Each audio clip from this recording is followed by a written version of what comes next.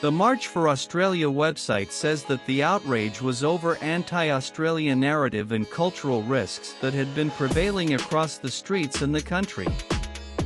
The protesters gave a unified call to end mass immigration. Australia is witnessing massive protests over the increasing population of immigrants.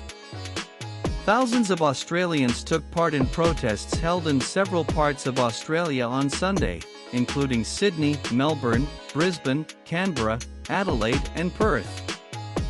The Australian government has, however, rebuked these protests, saying that the brand of far-right activism grounded in racism and ethnocentrism has no place in the country.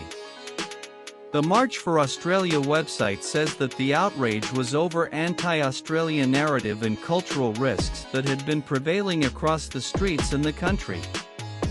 The protesters gave a unified call to end mass immigration. They said they were doing something that the mainstream politicians of the country have failed to do in the years. Our streets have seen growing displays of anti-Australian hatred, foreign conflicts, and disintegrating trust, whilst mass migration has torn at the bonds that held our communities together. This march is a stand for the people, culture, and nation that built Australia and for our right to decide its future, it states. The march has also received backing from several opposition politicians. The advertisements released before the March for Australia rallies prominently feature residents of Indian origin, who now make up 3% of the country's population.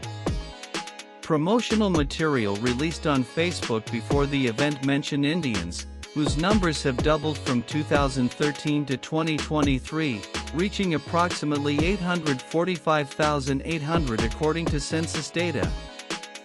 More Indians in 5 years than Greeks and Italians in 100. This isn't a slight cultural change, it's replacement, plain and simple. A flyer read the protesters also expressed concerns about cultural impact, wage levels, traffic congestion, housing availability, water resources, environmental degradation, infrastructure strain, healthcare services, crime rates, and the erosion of community spirit. The Australian government has, however, condemned the protests, equating them with neo-Nazis. Anthony Albanese's government, ahead of the protest march, said, "All Australians, no matter their heritage, have the right to feel safe and welcome in our community.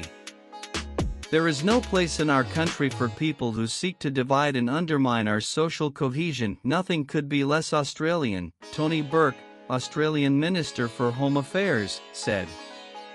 According to the Australian Bureau of Statistics, as of 2024, Australia was home to 8.6 million people who were born overseas.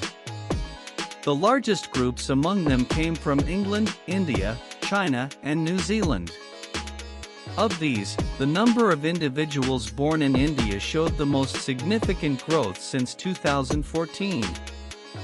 Since the onset of post-World War II migration, the population of people born overseas has generally been increasing at a faster pace than those born